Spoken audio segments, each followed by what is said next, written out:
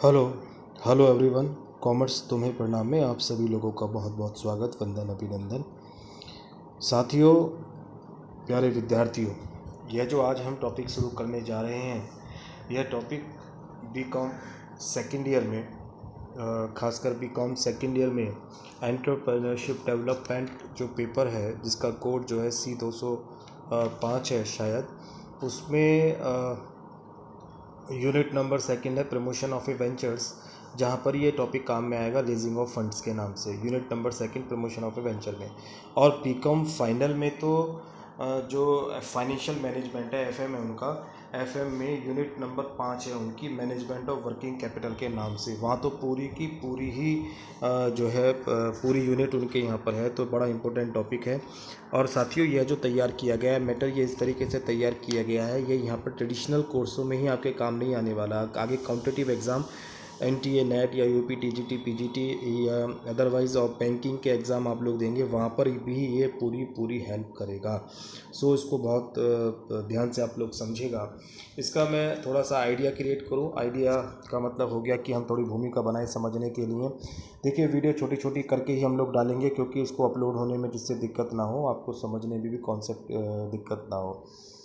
तो देखिए, जैसे कोई भी बिज़नेस होता है बच्चों, बिज़नेस है या एंटरप्राइजेज़ है, उद्योग है, तो बिज़नेस है, एंटरप्राइजेज़ है, उसको फर्म कह लीजिए, उसको इंडस्ट्री कह लीजिएगा, बिज़नेस के ये फॉर्म्स हैं। तो इसमें क्या होता है कि जो भी बिज़नेस को अगर हमें करना है, तो उसका सफल संचालन करने के लिए दो प्रकार की पूंजी की ज़रूरत होती है। एक कैपिटल हमेशा दो तरह की होती है, कैपिटल फिक्स कैपिटल, और दूसरी होती है हमारे पास नॉन फिक्स कैपिटल। ठीक है ना, स्थायी पूंजी और अस्थायी पूंजी। देखिए, जो फिक्स कैपिटल होती है, जो व्यवसाय की स्थायी वित्तीय आवश्यकताओं की पूर्ति के लिए की जाती है, जैसे ज़मीन, लैंड, भूमि, बिल्डिंग, ठीक है ना, प्लांट, फर्नीचर, ऐसी ज़रूरत के लिए या इन चीज़ों में इन्वेस्टमेंट करने के लिए जो कैपिटल की ज़रूरत पड़ती है, उसको हम लोग बोलते हैं फिक्स कैपिटल। ठीक है। जो नॉन फिक्स कैपिटल होती है, यानी अस्थायी पूंजी होती है, उसको हम लोग कच्चे माल के ख़रीदने के लिए, रॉ मटेरियल के लिए, एम्प्लॉय की सैलरी देने के लिए, वेजेस देने के लिए, इंश्योरेंस देने के लिए, रेंट देने के लिए बिल्डिंग का, ठीक है ना, ऐसी चीज़ों के लिए, यानी जो डेली की रिक्वायरमेंट होती है फर्म की, कंपनी की, एंटरप्राइजेस की, उसमें किए जाने वाले इन्वेस्टमेंट को हम लोग नॉन वर्किंग कैपिटल कहते हैं। ठीक है। तो जो फिक्स कैपिटल में लगाई जाती है, उसे हम लोग फिक्स कैपिटल बोलते हैं, जो फिक्स्ड एसेट्स में इन्वेस्टमेंट की जाती है। और इन चीज़ों को हम लोग क्या बोलते हैं? करंट एसेट, जैसे स्टॉक है, डेटर है, बैंक है, कैश है। ओके। तो इनमें जब हम लोग पैसा लगाते हैं, तो इसको हम लोग क्या बोलते हैं कि वर्किंग कैपिटल में, चालू संपत्ति में जो पैसा लगाया जाता है, चालू संपत्ति में जो इन्वेस्टमेंट किया जाता है, करंट एसेट्स में जो इन्वेस्टमेंट किया जाता है, उसको हम लोग वर्किंग कैपिटल कहते हैं। वर्किंग कैपिटल को कई बार सर्कुलेटिंग कैपिटल के नाम से भी जाना जाता है, चक्रशील पूंजी। करंट कैपिटल के नाम से भी जाना जाता है, चल पूंजी। ठीक है ना।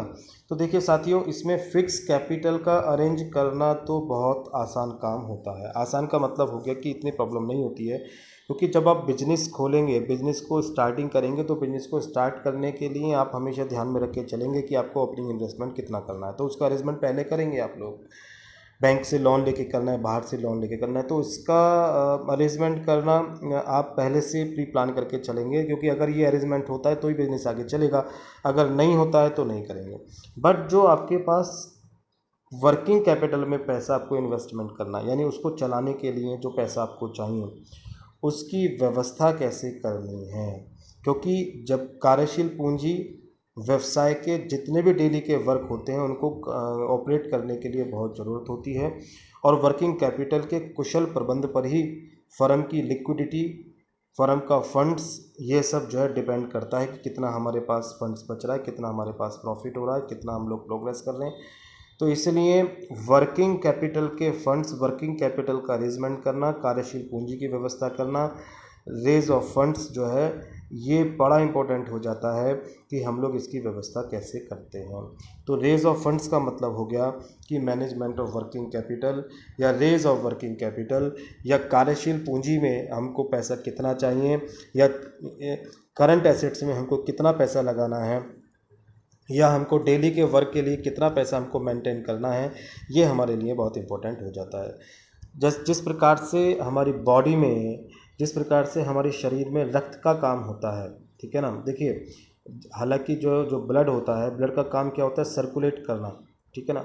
जो भी हमारी बॉडी में जिस जगह भी हमारा ब्लड जाना बंद हो जाएगा तो समझ लीजिएगा कि वहाँ वाला जो अंग है, वो वाला जो पार्ट्स है वो बेकार हो जाएगा, ठीक है ना, लकवा मार जाएगा उसमें, क्योंकि वहाँ तक ब्लड नहीं पहुँच पा रहा। बिल्कुल सेम इसी तरीके से वर्किंग कैपिटल होती है, करंट एसेट्स होती हैं। अगर करंट एसेट्स का फ़्लो अच्छा नहीं है, वर्किंग कैपिटल का फ़्लो बिजनेस के अंदर नहीं है, तो बिजनेस जो है वो रनअप नहीं कर पाएगा, अपने डेली के काम ही नहीं कर पाएगा, वो डेली ऑपरेट कैसे हो पाएगा।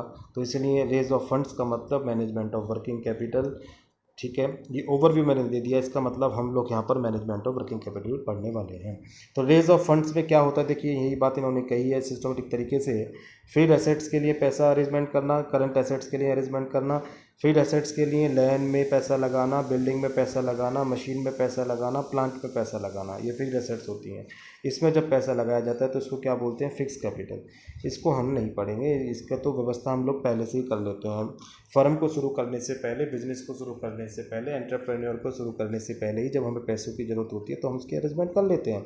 लेकिन करंट एसेट्स की हमें अरेंजमेंट करनी है तो करंट एसेट्स के लिए कौन कौन से, जैसे रॉ मटेरियल, कच्चा माल, सैलरी के लिए, वेजेस के लिए, डेली के एक्सपेंसेस करने के लिए, इनके लिए जब तुम अरेंजमेंट करते हो इनको हम लोग करंट एसेट्स बोलते हैं। और यहाँ पर इसको बोला जाता है वर्किंग कैपिटल, सर्कुलेट कैपिटल या करंट कैपिटल, कार्यशील पूंजी, चक्रशील पूंजी या चल पूंजी। अब कहते हैं कि वर्किंग कैपिटल का कॉन्सेप्ट क्या है, कैसे करंट कैपिटल का कॉन्सेप्ट है, क्या कॉन्सेप्ट है। दो कॉन्सेप्ट पर यह काम करता है। देखिए कॉन्सेप्ट क्या है, एक तो क्वांटिटिव कॉन्सेप्ट है और एक जो है आप लोगों का क्वालिटेटिव कॉन्सेप्ट है। परिमाणात्मक अवधारणा है और दूसरी कौन सी है, गुणात्मक अवधारणा है।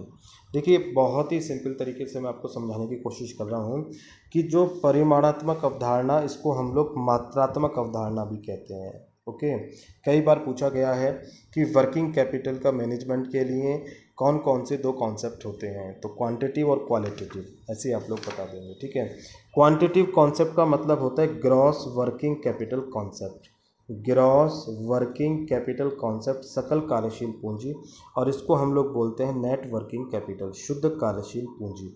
अभी आप लोग बिल्कुल भी पैनिक ना हो, वर्किंग कैपिटल का क्या मतलब होता है नीचे आके बताएगा। मैं जानबूझ के आपको वर्किंग कैपिटल नहीं बता रहा, क्योंकि वर्किंग कैपिटल को आपने अभी तक जो पढ़ा है वो सिर्फ इतना पढ़ा है, CA minus CL, current assets में से करंट लायबिलिटीज घटा देते हैं तो हमारी क्या आ जाती है, वर्किंग कैपिटल आ जाती है, कार्यशील पूंजी आ जाती है। कार्यशील पूंजी बराबर चालू संपत्ति माइनस चालू दायित्व। बट यहाँ पर ऐसा नहीं है, क्योंकि जैसा ये कॉन्सेप्ट कह रहा है उसके अकॉर्डिंग हमें चलना पड़ेगा। तो जैसे जैसे यहाँ पर नोट्स प्रोवाइड हैं, आप लोग देखते रहिएगा, स्क्रीनशॉट ले लीजिएगा, अपनी कॉपी में नोट करते रहिएगा, बहुत हेल्पफुल आपके लिए होने वाला है। तो क्वांटिटिव कॉन्सेप्ट और क्वालिटेटिव कॉन्सेप्ट है ना, दो कॉन्सेप्ट हुए। क्वांटिटिव कॉन्सेप्ट किसे कहते हैं, ग्रॉस वर्किंग कैपिटल को, और क्वालिटेटिव किसे कहते हैं, नेट वर्किंग कैपिटल को। जो ग्रॉस वर्किंग कैपिटल कॉन्सेप्ट है वो किसने दिया, मीड ने दिया, मेलोट ने दिया, फील्ड ने दिया, बेकर ने दिया, मिल ने दिया। आपसे क्वेश्चन बनता है कि क्वांटिटिव कॉन्सेप्ट के कौन कौन लोग समर्थक हैं, तो इन राइटर्स के नाम आप लोग बता देंगे। और अगर नेट वर्किंग कैपिटल की पूछे या क्वालिटेटिव करेक्ट कॉन्सेप्ट की बात करें तो ये किसने दिया, लिंकन ने दिया है, सेयर्स ने दिया है या स्टीवेंस ने दिया है। ओके, बॉनीवेल ने दिया है। बॉनीवेल क्या कहते हैं, यहाँ पर बॉनीवेल कहते हैं कि वर्किंग कैपिटल का मतलब जो होता है वो करंट एसेट्स होता है, ठीक है ना, यानी वर्किंग कैपिटल करंट एसेट्स के बराबर होता है। दोनों का मतलब एक ही बात होती है, सेम मीनिंग। ये बात किसने कही, बॉनीवेल ने कही। देखिए मैं इसीलिए कह रहा था आप लोगों को कि वर्किंग कैपिटल का सेंस आप लोग जो पीछे समझे हैं उसको बिल्कुल दिमाग से भूल जाइएगा। जो ये कॉन्सेप्ट कह रहा है, जो ये चैप्टर आपको पढ़ाना चाहते हैं, सिर्फ इसको ध्यान में रखना है। दोबारा समझ लीजिएगा, ग्रॉस वर्किंग कैपिटल कॉन्सेप्ट क्या कहता है कि वर्किंग कैपिटल जो होती है वो करंट एसेट्स होती है, ठीक है। वर्किंग कैपिटल और करंट एसेट्स दोनों एक ही बात होती है, सेम मीनिंग होता है। ये बात किसने कही, बॉनीवेल ने कही, ठीक है ना, बॉनविले ने कही। ओके, बॉनविले ने कही। और इसके बाद इन्होंने कहा वर्किंग कैपिटल बराबर टोटल ऑफ करंट एसेट्स, सब लोग जान ही चुके हैं। तो वर्किंग कैपिटल बराबर क्या होता है, टोटल ऑफ करंट एसेट्स। इन्होंने कहा arrangement of current assets, current assets का अरेंजमेंट करना है तो ये कहते हैं कि लॉन्ग टर्म लोन से करो चाहे शॉर्ट टर्म लोन से करो। यानी ये भी नहीं हिचकते हैं कि करंट वर्किंग कैपिटल का जो अरेंजमेंट करना है, करंट एसेट्स के लिए जो आपको पैसा चाहिए उसके लिए चाहे तो आप लॉन्ग टर्म लोन का इस्तेमाल करें, चाहे शेयर कैपिटल से पैसा निकालें, चाहे शॉर्ट टर्म लोन का इस्तेमाल करें, क्रेडिटर से पैसा निकालें, कोई फ़र्क नहीं पड़ता। यानी लॉन्ग टर्म लोन से पैसा लो, चाहे शॉर्ट टर्म लोन से पैसा लो, है ना, शेयर कैपिटल से पैसा लो, अरेंजमेंट करना है आपको, किसी भी तरीके से अरेंजमेंट कीजिएगा, ठीक है। जबकि ये क्या कहता है कि वर्किंग कैपिटल बराबर जो होता है CA माइनस CL होता है, जो आप लोग जानते थे अब तक। यानी आप लोगों को ये बात समझ में आ गई होगी कि क्वांटिटिव कॉन्सेप्ट के according total of the current assets of working capital होता है और क्वालिटेटिव कैरेक्टरिस्टिक्स के अकॉर्डिंग वर्किंग कैपिटल बराबर CA माइनस CL होता है, ठीक है ना। तो ये कहता है कि करंट एसेट्स में हमको ध्यान में रखना है, इसमें ध्यान रखा जाता है करंट एसेट्स में कि फिक्स फंड से कितना पैसा लिया गया है, कितने पैसों से करंट एसेट्स का अरेंजमेंट किया जा रहा है। यानी यहाँ पर तो हमको ये देखना ही नहीं है कि करंट एसेट्स में पैसा कहाँ से लिया है, लॉन्ग टर्म से लिया है या शॉर्ट टर्म से लिया है, बट यहाँ पे देखा जाता है कि करंट एसेट्स में कितना लॉन्ग टर्म से ले रहे हो और कितना शॉर्ट टर्म से ले रहे हो, इस बात का बहुत ध्यान रखा जाता है, ठीक है ना। ये जो कॉन्सेप्ट है बच्चों, ये नैरो कॉन्सेप्ट है, संकुचित विचारधारा है, छोटी विचारधारा है, ये ब्रॉड कॉन्सेप्ट है, बड़ी विचारधारा है। आज की बात है, ये सूटेबल फॉर कंपनी, ये कंपनी के लिए शूट करता है। बिजनेस हमारे आप जानते हैं 3 तरह के होते हैं, सोल प्रोप्राइटर, पार्टनरशिप और कंपनी। तो कंपनी के लिए ये वाला कॉन्सेप्ट शूट करता है, quantitative concept, gross working capital concept, और इसके लिए जो शूट करता है वो सोल प्रोप्राइटर और पार्टनरशिप के लिए ये वाला कॉन्सेप्ट शूट करता है, ठीक है ना। Better point of view of business, ठीक है ना, बिजनेस के पॉइंट ऑफ व्यू से ये बहुत अच्छा होता है, क्योंकि करंट एसेट्स को हम लोग एनालिसिस कर रहे हैं, करंट लायबिलिटीज़ को हम लोग क्या काम कर रहे हैं कि उसकी व्यवस्था करनी, वो तो हमें पेमेंट करना होता है। और better point of view of accounting, हम लेखा शास्त्र के हिसाब से, लिखने के हिसाब से ये पॉइंट बहुत अच्छा होता है। तो ठीक है, इतना बात समझ में आ गया होगा आप लोगों को। इसके बाद है काइंड्स ऑफ वर्किंग कैपिटल, ठीक है ना। काइंड्स ऑफ वर्किंग कैपिटल समझने से पहले हम देखो इसको, क्लास को समझने से पहले फिर दोबारा इसको एक बार समरी में कर लेते हैं। हम लोगों ने आज ये जाना है बच्चों कि जो मैनेजमेंट ऑफ वर्किंग कैपिटल होता है, रेज ऑफ फंड्स होते हैं, वो दो तरीकों के लिए पैसा हमको चाहिए, फिक्स्ड एसेट्स के लिए, करंट एसेट्स के लिए। फिक्स्ड एसेट्स का में जो इन्वेस्टमेंट करते हैं उसको फिक्स्ड कैपिटल कहते हैं, उसका कोई हम लोग यहाँ पर नहीं पढ़ रहे होते हैं। करंट एसेट्स की जो व्यवस्था करनी होती है वो रॉ मटेरियल के लिए, सैलरी, वेजेस, ऐसे खर्चों के लिए पैसा जो चाहिए होते हैं उसको वर्किंग कैपिटल कहते हैं, सर्कुलेट कैपिटल कहते हैं, करंट कैपिटल कहते हैं। कई बार क्वेश्चन पूछा गया है करंट कैपिटल से आप क्या समझते हैं, तो समझ जाइएगा मैनेजमेंट ऑफ वर्किंग कैपिटल। ये जो कॉन्सेप्ट है 2 चीज़ों पर बेस है, क्वांटिटिव और qualitative. Quantitative concept gross working capital होता है, जैसे आप जानते थे कि ग्रॉस का मतलब सकल होता है, नेट का मतलब शुद्ध होता है। सकल में क्या ध्यान रखना है, बस का आप करंट एसेट्स जो होता है वो आपका ग्रॉस होता है, और करंट एसेट्स में से करंट लायबिलिटीज़ घटा देते हैं तो क्या बन जाता है, नेट बन जाता है। ऐसे हमको ध्यान में रखना है, ठीक है। ये इसका अरेंजमेंट दोनों ही लोनों से किया जा सकता है, लॉन्ग टर्म से भी, शॉर्ट टर्म से भी, दीर्घकालीन ऋणों से भी और अल्पकालीन ऋणों से भी। और इसका जो अरेंजमेंट किया जाता है वो देखना पड़ेगा कि करंट एसेट्स में फिक्स कॉस्ट की कितनी व्यवस्था करनी है। ये नैरो कॉन्सेप्ट है, ये ब्रॉड कॉन्सेप्ट है, ये कंपनी के लिए शूट करता है, ये सोल प्रोप्राइटर और पार्टनरशिप के लिए शूट करता है। बिजनेस के पॉइंट ऑफ व्यू से बहुत बढ़िया है, अकाउंटिंग पॉइंट ऑफ व्यू से बहुत अच्छा है। आई होप आपको ये कॉन्सेप्ट यहाँ तक समझ में आ गए होंगे, ठीक है ना। अगली वाली क्लास में हम काइंड्स ऑफ वर्किंग कैपिटल पढ़ेंगे। यह क्लास आपको कैसी लगी आप डिस्क्रिप्शन में ज़रूर लिखिएगा और लाइक ज़रूर कीजिएगा, अपने कमेंट ज़रूर कीजिएगा, ये मुझे लिए मोटिवेशन का काम करते हैं। साथियों अगर अच्छी लगी हो वीडियो तो लाइक ज़रूर करिएगा, अपने साथियों को भी शेयर कीजिएगा। कल की क्लास में आपसे पुनः मुलाकात करेंगे। बहुत बहुत धन्यवाद। आपका दिन शुभ हो, भविष्य मंगलमय हो, इसी कामना के साथ कल फिर पुनः मुलाकात करेंगे। बहुत बहुत धन्यवाद।